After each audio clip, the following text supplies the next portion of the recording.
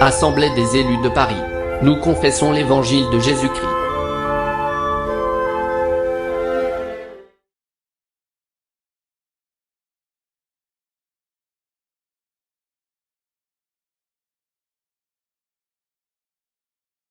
Mais Fabiola, mais c'est pas toi qui l'envoie. Quand tu envoies, c'est pas toi. C'est celui qui est en toi qui envoie. Donc c'est l'homme qui est en toi qui donne l'ordre aux anges. C'est comme ça que les anges vont écouter. Ce n'est pas que tu es dans une boîte de nuit, tu dis l'ange, fais-moi sortir. Et puis il te fait sortir. Jamais. C'est quand tu es dans la présence de Dieu, c'est-à-dire l'esprit donne l'ordre et l'ange exécute. C'est parce que l'esprit est supérieur aux anges. Mais quand nous allons monter, c'est là-bas que je suis. Quand tu vas sortir de ton corps, tu n'es plus Fabiola. Tu es maintenant le peuple qui est au-dessus des anges. Là, tout ce que tu dis, l'ange fait. Mais ici, comme tu es là, tout ce que tu dis, l'ange ne le fait pas. C'est seulement quand le Fils qui est en toi dit, alors l'ange exécute. Mais quand tu vas monter dans l'enlèvement, ce n'est plus le cas. Tout ce que tu diras, il va le faire. Je ne sais pas si tu as vu la dimension. Ben, il travaille avec celui qui est en toi. Maintenant, quand tu montes, comme je dis, il n'y aura ni femme ni homme. Parce que là, on est homme et femme. Mais quand nous ne serons pas, nous ne serons ni homme ni femme. Là, c'est différent. Voilà, nous serons maintenant des esprits. Quel esprit puissant? Plus que les anges. Tu vois la différence? Voilà. Mais maintenant, là, je suis encore dans la chair. À chaque fois que je monte dans l'esprit, alors l'esprit qui est en moi donne des ordres aux anges, ils exécutent. Mais quand je suis dans la faiblesse, c'est-à-dire, je suis tombé, j'avais insulté, j'avais pris quelque chose, parce qu'il y a beaucoup d'entre nous, ils trouvent très facilement, regardez, ils entrent dans un magasin, en tout cas, excusez-moi les mamans, souvent les mamans, qui entrent dans un magasin comme Carrefour, ils voient des raisins, ou soit de... c'est sucré. Non, non, là tu as goûté, tu n'as pas demandé. Au fait, vous voyez, parce que si tu continues à manger, il y aura quelqu'un qui va venir, mais qu'est-ce que tu fais? Tu dois payer.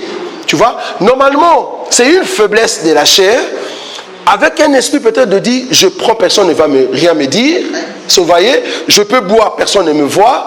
En réalité, c'est pas bon. Je dis bien, à l'extrême, c'est pas bon. Parce que nous sommes encore dans la chair. Mais dans la perfection, je ne vois pas quel ange va me résister. Est-ce que tu vois là où je suis? Oui, papa va poser une question. J'arrive.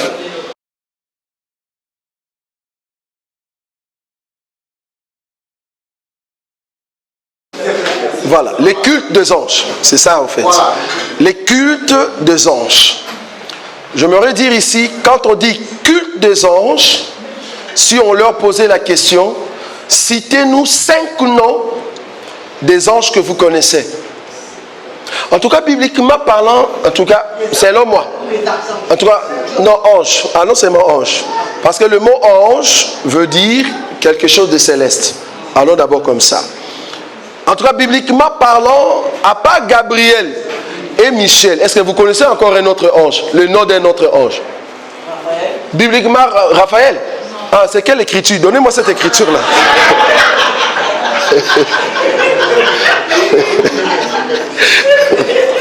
C'est chose. Un ange qui s'appelle Raphaël. Vous l'avez vu où? Dans quelle écriture? Aidez-nous.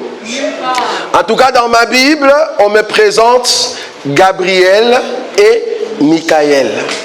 On me dit que Michael, c'est un homme puissant là. Il vient que pour le combat. Et Gabriel, lui, il vient pour la visitation. C'est un messager qui vient donner des messages. Mais quand on voit Michel, directement on voit, il y a combat, il y a ok. Donc il y a une explication dans cet évangile. Quand je vois Michel, je vois qu'il y a la rigueur, c'est-à-dire il y a un Moïse là-dedans. Mais quand je vois Gabriel, lui il vient toujours conversation avec des femmes. Gabriel a un problème avec des femmes. Il vient pour visiter et donner des messages. Je vois cette qualité d'Élie. Vous voyez? Donc du coup, quand je vois Michel et quand je vois Gabriel, je suis en train de voir Moïse et Élie. Donc c'est tout un langage. Maintenant, si vous avez d'autres anges, il faut nous donner les noms. Ok. Maintenant, si je dois faire le culte des anges, donc toute ma vie, je vais seulement appeler Michel et Gabriel. Alors que la Bible me dit qu'il y a de myriades et de myriades d'anges. Mais non, ça c'est un. Deuxièmement, pourquoi faire le culte d'ange alors que j'ai déjà leur maître, le puissant, le roi? Il est déjà en moi. Pourquoi encore dire aux anges, fais ça, alors que si le maître a déjà tout fait? Je ne sais pas si vous voyez là où je suis. Tu vas comprendre que ce que eux ils n'ont pas compris, en réalité le culte des anges, si tu vas plus loin, pour ceux qui ont été dans de loges, le culte des anges, c'est le culte des anges déchus.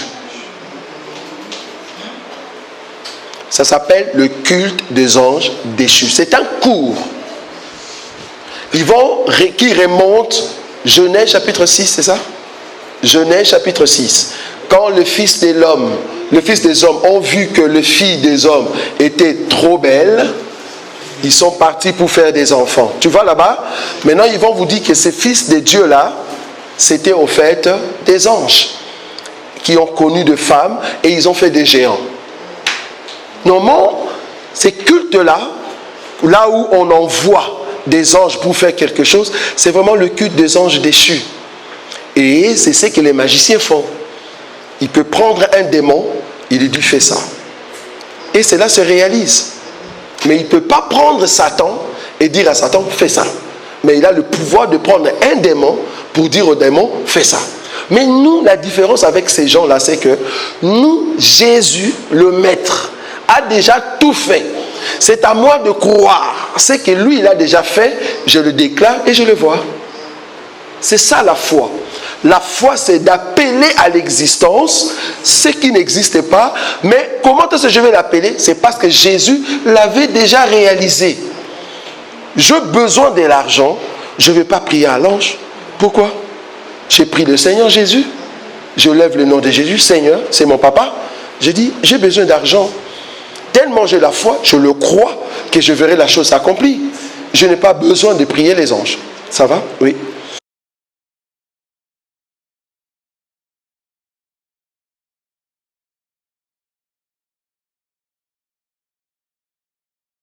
Au fait, ce que tu es en train de me dire, c'est comparable à un pays qui se trouve en Afrique.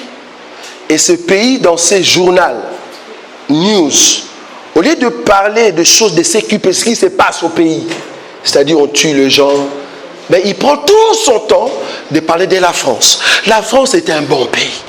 La France, nous avons le président Macron. Donc tout son temps, il vous explique ce qui se passe en France, mais il ne veut pas te dire de ce qui se passe au Congo. C'est ça, en fait, ces églises. En réalité, l'église devait nous dire qui est Jésus, qu'est-ce qu'il est capable, de quoi il peut nous ramener puissant. Nous n'avons pas le temps de perdre pour parler tout le temps, j'ai bien dit, tout le temps des démons. On peut en parler, mais pas tout le temps. On peut toujours en parler, mais pas tout le temps. Remarquez, je ne sais pas si vous avez vu Jésus. Remarquez dans la vie de Jésus. Vous savez combien de fois Jésus a prononcé le mot Satan? Le lecteur de la Bible.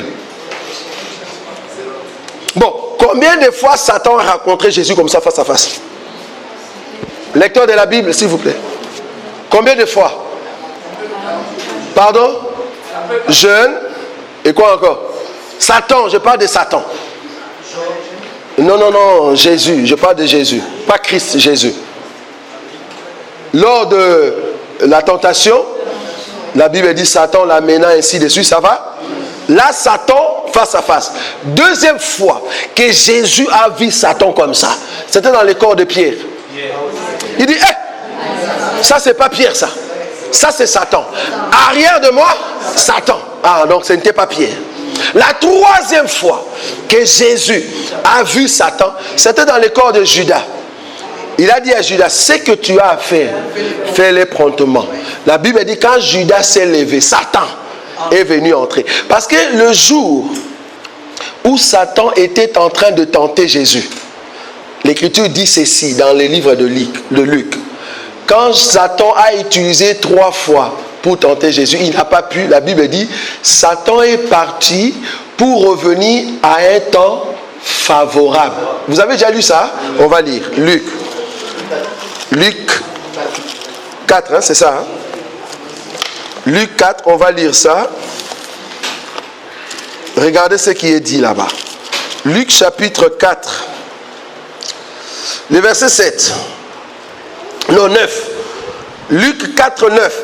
Les diables les conduisit encore à Jérusalem, les plaça sur le haut du temple et lui dit: si tu es fils de Dieu, jette-toi d'ici en bas, car il est écrit, il donnera des ordres à ses anges à ton sujet, afin qu'ils te gardent, et ils te porteront sur le main, de peur que ton pied ne heurte contre une pierre. 12. Jésus lui répondit, il est dit, tu ne tenteras point le Seigneur ton Dieu. 13.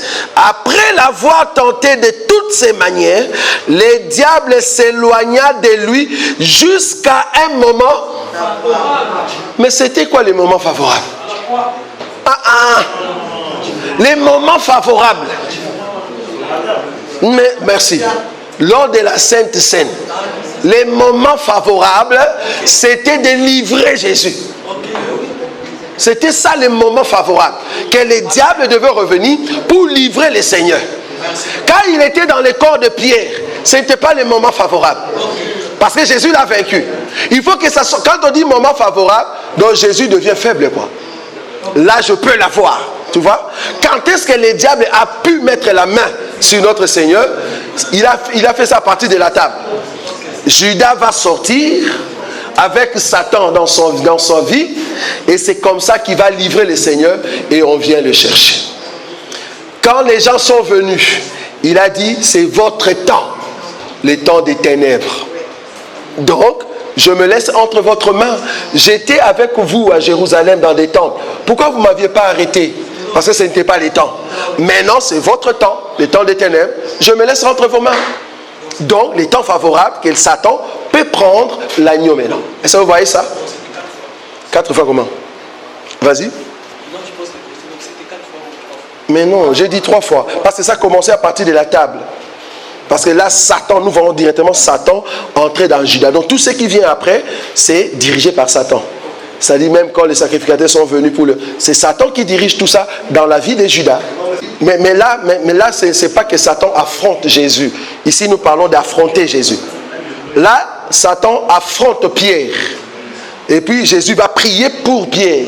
Mais ici, affronter Jésus, c'était lors de la tentation. C'était quand le diable a dit à Jésus, tu ne mourras pas. Donc, tu ne vas pas aller à la crucifixion. Il dit, ça, c'est pas Pierre. Ça, c'est Satan. Parce que si c'était Pierre, Pierre a reconnu que je suis le Christ. Non, ça, c'est pas Pierre, c'est Satan. Donc, Satan face à Jésus. Maintenant, troisièmement, c'est ce que Judas a fait. Ça, c'est affronter Jésus. Donc, 3 fois. Et nous avons l'explication, pourquoi pas 4? Pourquoi seulement 3? Parce qu'il doit accomplir la loi, les prophètes et les psaumes.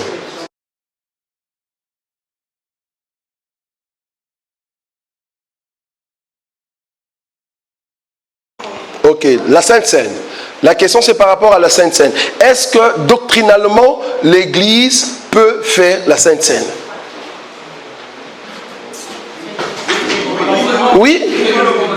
C'est une recommandation. Est-ce qu'on peut faire la Sainte Seine, oui ou non? Oui. Voilà. Donc la Sainte Seine, c'est doctrinalement qu'on peut le faire. C'est comme les baptêmes d'eau. La Sainte Seine, on peut le faire, mais cela dépend de comment, la manière. Le problème de la Sainte Seine, il faut le faire exactement comme la Bible l'a dit.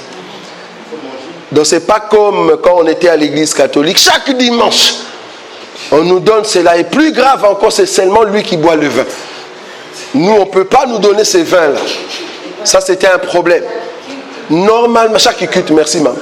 Normalement, quand on dit Sainte Seine, il faut d'abord expliquer que, merci maman, que la Sainte Seine, c'est quoi? C'est le pain déchiré pour que le sang qui est à l'intérieur coule. Parce que le pain, c'est le corps. Quand on déchire le corps, il faut que le sang sorte. Donc, il faut manger et le pain et le sang. Très important. Donc, on peut faire la Sainte Seine, mais c'est une commémoration. On peut le faire. Mais cependant, il faut le faire à la manière de la Bible. C'est quoi la manière? Ce n'est pas... Merci beaucoup. Donc, il faut le faire quand on mange. Donc, vous amenez la nourriture. C'est comme l'agapé de la fois passée, on pouvait quand même l'organiser. Mais il faut que ça soit vraiment du vin qui enivre, pas du jus. Il ne faut pas nous amener du coca. Ah, merci. Ça vient déjà une question par rapport au vin. Jus de raisin, non. Il faut que ça soit du vin et le pain sans levain. Il faut en trouver aussi. Là, vous respectez la doctrine, j'ai bien dit. La doctrine de la Sainte Seine. C'est comme la doctrine du baptême. Je crois tout à l'heure, le frère Gauthier va vous expliquer en ce qui concerne les baptêmes.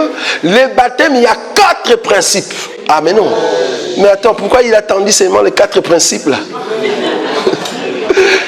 Frère Gauthier, aidez-nous. En ce qui concerne le baptême, parce que tout à l'heure, c'était hier, j'ai été avec le frère Serge, on a pu faire une émission, je crois, de 30 minutes sur le baptême. Et c'était très important. On a essayé de dire qu'il y a 4 éléments qui prouvent que ton baptême est vrai. Si parmi les 4 éléments, il y a seulement un élément qui tombe, ton baptême est faux. Très important. Donc pour prouver que ton baptême est vrai, il y a 4 éléments fondamentaux qui prouvent que tu peux aller au ciel parce que tu as respecté la doctrine du baptême. Est-ce que vous voyez cela? C'est très important. Donc si tu ne respectes pas cela, tu n'iras pas au ciel. Et c'est quoi les 4 éléments qui prouvent que ton baptême est vrai? Premièrement, parce que la Sainte Seine, j'ai déjà répondu, je réponds directement au baptême. Parce que tout à l'heure, il faut qu'on ait quand même un entretien ensemble en ce qui concerne les baptêmes. Pour ceux qui vont être baptisés, en tout cas à 6h du matin, ce n'est plus à 8h, c'est à 6h du matin, parce qu'il y a un bien-aimé qui doit aller au travail, donc on va le faire très tôt. Comme ça, on va libérer les autres. Donc il y a 4 éléments qui prouvent que ton baptême est vrai. 1. Il faut que la personne qui te donne le baptême, le jour du baptême même, cette personne doit avoir un bon témoignage. La personne ne doit pas être une personne, un pasteur, soi-disant un frère qui est divorcé, remarié, un escroc, un impudique, un adultère, un menteur à fond, un sorcier. Tu le sais, mais tu pars recevoir le baptême entre les mains de cet homme. C'est grave. Donc, le témoignage de la personne qui te donne le baptême est très important. Pourquoi nous disons cela? Parce qu'il y a une écriture. La Bible dit, le Seigneur a dit aux disciples, allez baptiser. Parce que la Bible dit, Jésus lui-même ne baptisait pas. C'était ses disciples qui baptisaient. Or, parmi ses disciples, il y avait Judas. Il y avait Judas. Mais le jour où Judas baptisait les gens, personne ne savait que Judas va livrer le Seigneur. Donc ceux qui ont reçu le baptême entre les mains de Judas, leur baptême est vrai parce que c'est par l'ordre du Seigneur. Mais cependant, après quelques temps, Judas c'était un homme qui a livré le Seigneur. Mais si je sais que c'est Judas-là qui avait baptisé autrefois et qu'aujourd'hui, le même Judas qui vient de livrer le Seigneur, j'ai dit, mais après tout, tu es quand même l'apôtre, bien que tu l'as livré, baptise-moi. Ce baptême-là est faux. Et ça, vous voyez? Donc, le témoignage de l'homme qui donne le baptême est très important. 2. La personne qui reçoit le baptême doit être une personne consciente. C'est-à-dire, tu as la maturité. C'est très grave, une personne qui reçoit le baptême, on lui pose la question, c'était au nom du Père et du Fils et du Saint-Esprit ou au nom de Jésus? Ah, je ne me rappelle plus.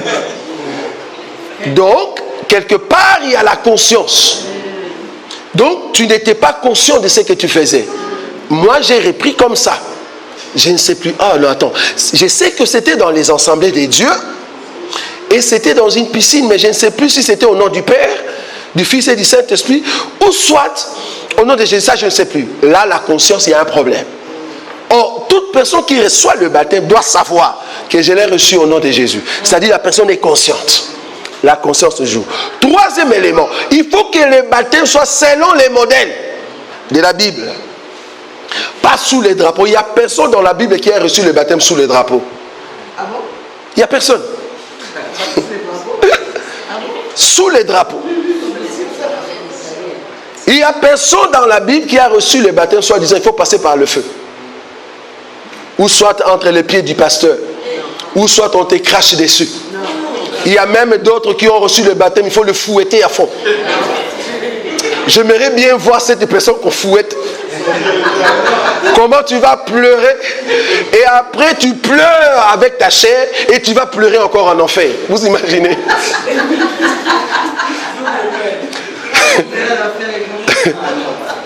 Donc, il faut que ça soit selon les modèles.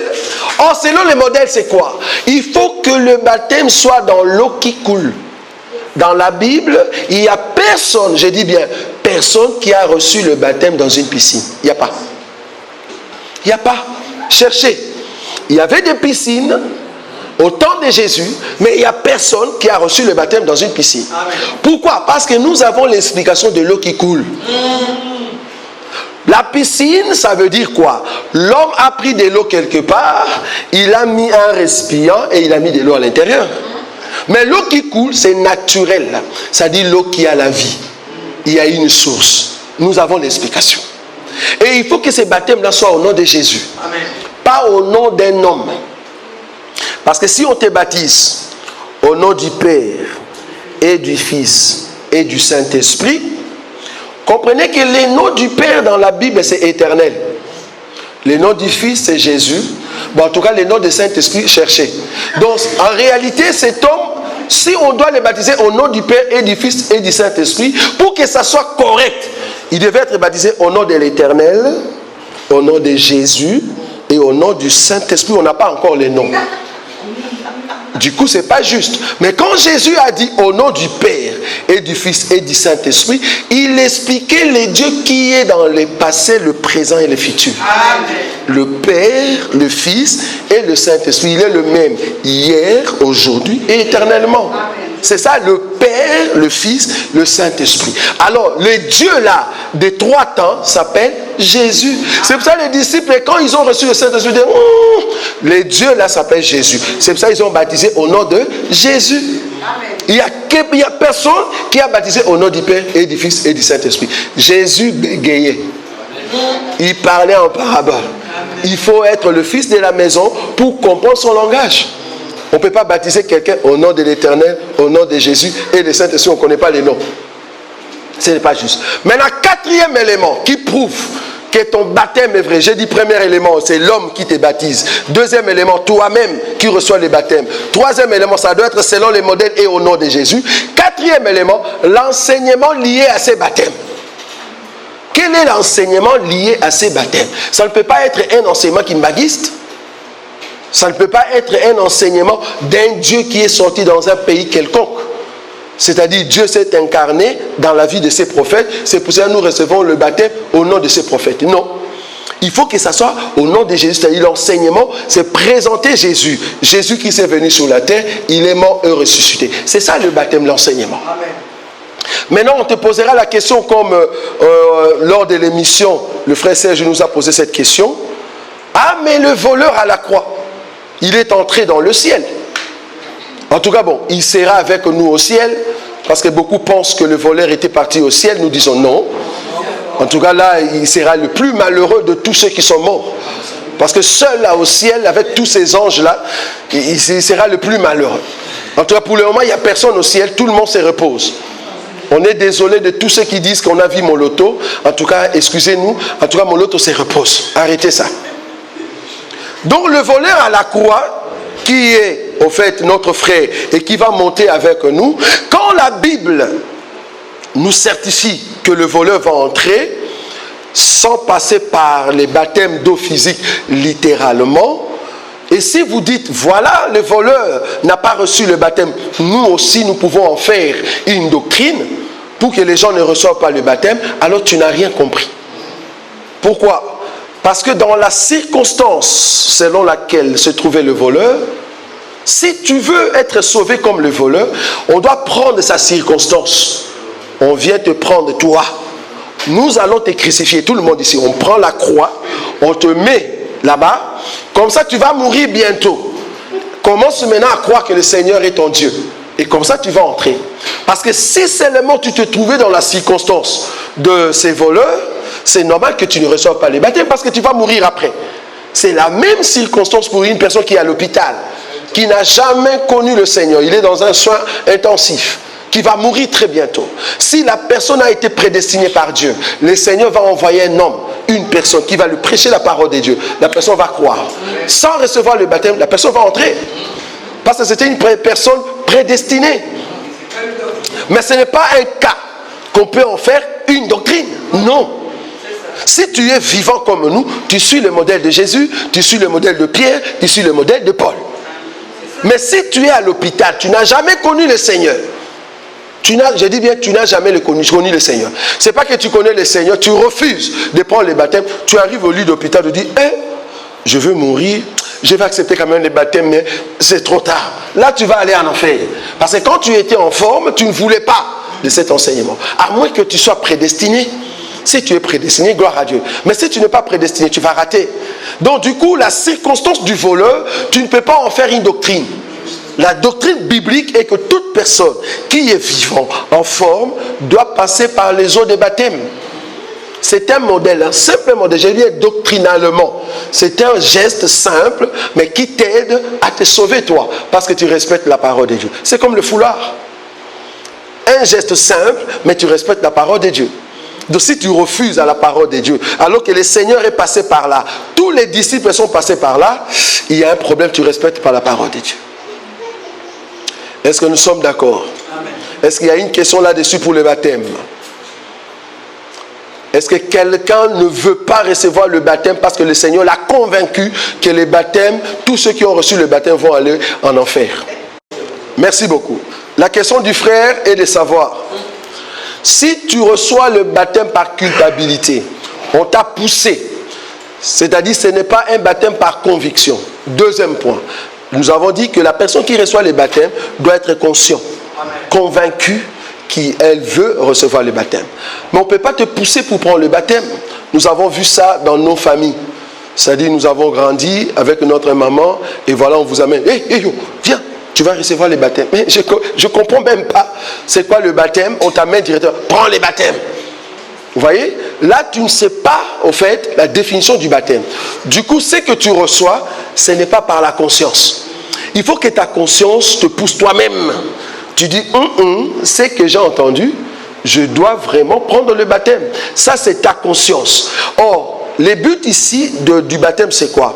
Parce qu'après le baptême, bibliquement parlant et doctrinalement, après le baptême, il y a ce que nous appelons l'imposition de main. Or, par l'imposition de main, Dieu ouvre une porte à l'intérieur de ton cœur pour que tu aies la capacité de comprendre la Bible. J'aimerais te dire, la Bible, c'est un livre scellé. Tu ne peux pas comprendre la Bible sans la participation du Saint-Esprit. Or, si tu reçois réellement un vrai baptême, quand nous allons faire l'imposition de main, Dieu vient dans ton cœur pour te donner la capacité d'aimer et de comprendre la parole de Dieu. C'est ce que nous appelons la plénitude du Saint-Esprit en toi. C'est-à-dire ton cœur est rempli où les diables ne peuvent plus entrer.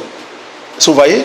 Donc, le baptême est très important. Tu ne peux pas recevoir le baptême par culpabilité. C'est un faux baptême. C'est un faux baptême, c'est poussé. Il faut que le baptême vienne de toi-même. Et tu n'es pas obligé de rester 3 ans ou soit 2 semaines pour que tu prennes la décision. Il suffit d'écouter pendant 3 minutes, 5 minutes. Il suffit d'écouter un homme de Dieu qui parle par l'inspiration du Saint-Esprit. Le Seigneur va entrer dans ton cœur et te convainc. Parce que quand la Bible dit que les disciples baptisés par l'ordre du Seigneur, ce n'était pas un enseignement de 2 semaines, non. C'était comme Jean-Baptiste, venez, répentez-vous, car le royaume des cieux est proche.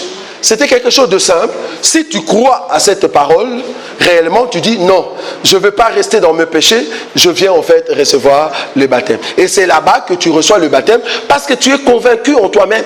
Donc c'est une conviction personnelle. Donc tu ne peux pas être poussé par quelqu'un pour prendre le baptême. Il faut que ça soit une décision personnelle.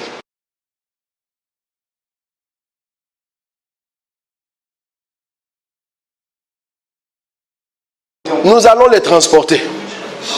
Le vieux, mais comment est-ce que le vieux fait pour quitter au devant de sa maison, pour aller manger dans la salle à manger?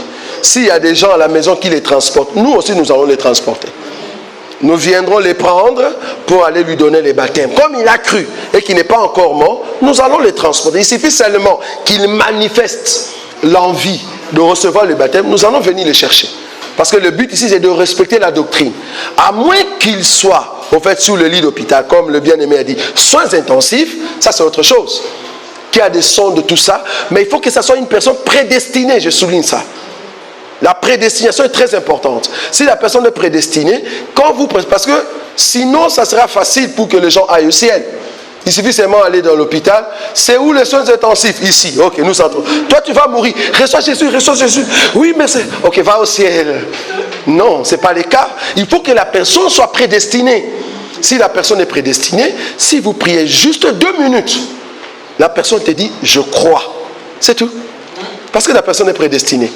Mais si la personne n'est pas prédestinée, même si vous venez chaque jour, comme la personne n'est pas prédestinée, même si la personne sortait de là, parce que ce n'est pas la maladie qui fait que la personne puisse changer la vie. Hein.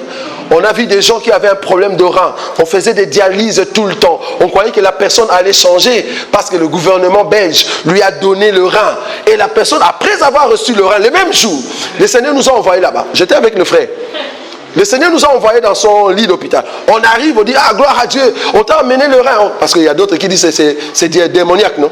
Nous, on dit, c'est pas démoniaque. Dieu lui a donné encore le jour pour vivre. Okay. On continue à prier. En priant, la vision tombe, bam.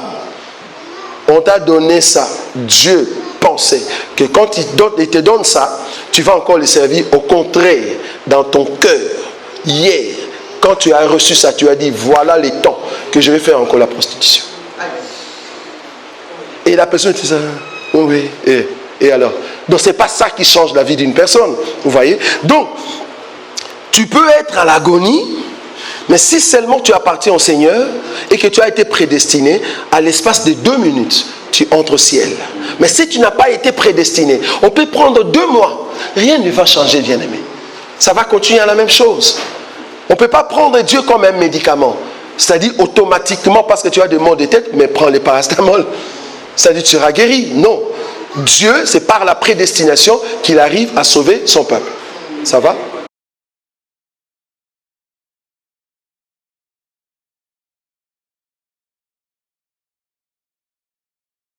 Non, je crois que pour les baptêmes, il n'y a pas d'âge.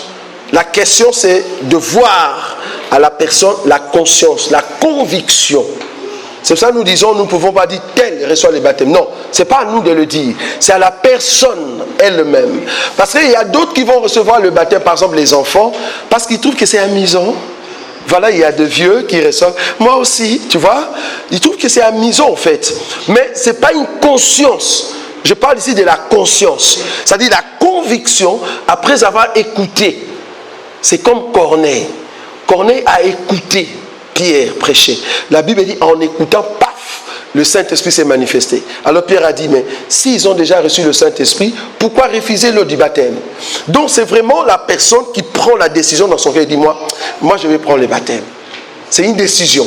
Et on sait voir cette personne qui a pris une décision dans son cœur. Parce qu'il faut comprendre que le baptême, comme je le dis ici, pour ceux qui ont déjà reçu le baptême, devant l'eau, même dans l'eau, il y a 2 ou 3 questions qu'on pose. Ce sont des engagements terribles. Ça peut te lier toute la vie. Si réellement tu es un enfant de Dieu. C'est qu'on pose comme question dans l'eau. Là, on n'est qu'à 2. Moi et la personne. Je te pose 2 ou 3 questions. Les réponses que tu me donnes vont te lier toi. C'est-à-dire, ce sont tes paroles. Si tu le dis faussement, ça te lie. Si tu le dis vrai, ça te libère. Le même pain que Pierre a mangé, c'est le même pain que Judas a mangé. Le même pain a amené Judas en enfer, le même pain a aidé Pierre à entrer au ciel. Donc ce que toi tu vas dire, ça va te lier. Donc si tu mens, ça te lie toi-même. Mais si tu dis vrai, tu es sauvé. Vous voyez ce que je veux dire? Donc du coup, ça demande la conscience. Il faut être conscient de ce que tu es en train de faire. C'est là-bas que tu es sauvé. Donc je crois qu'il n'y a pas d'âge, parce qu'on peut voir un monsieur de 50 ans, de 60 ans, mais qui n'est pas encore mature dans les choses de Dieu, bien sûr. Donc il faut que la conscience soit là, la conviction de recevoir le baptême.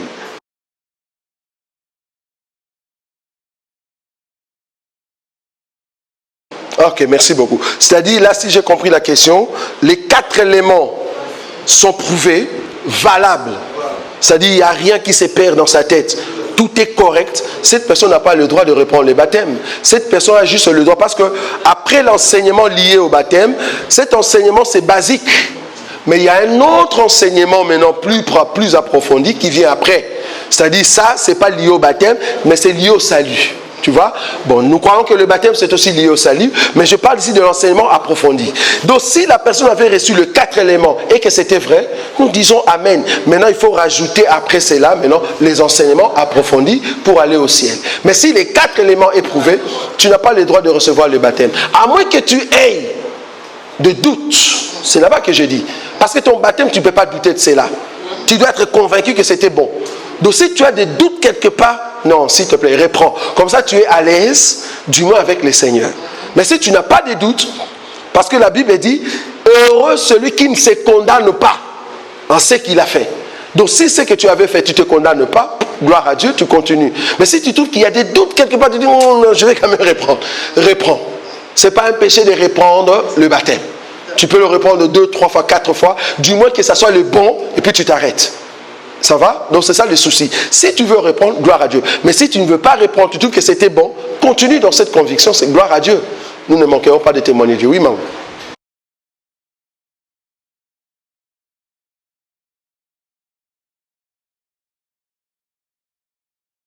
Comment? Si Dieu peut te tenir rigueur. Non, c'était l'ignorance. Parce que nous croyons que tout ce que nous avons fait avant la lumière, c'était les ténèbres. Or, quand nous entrons dans la lumière, il n'y a plus de ténèbres.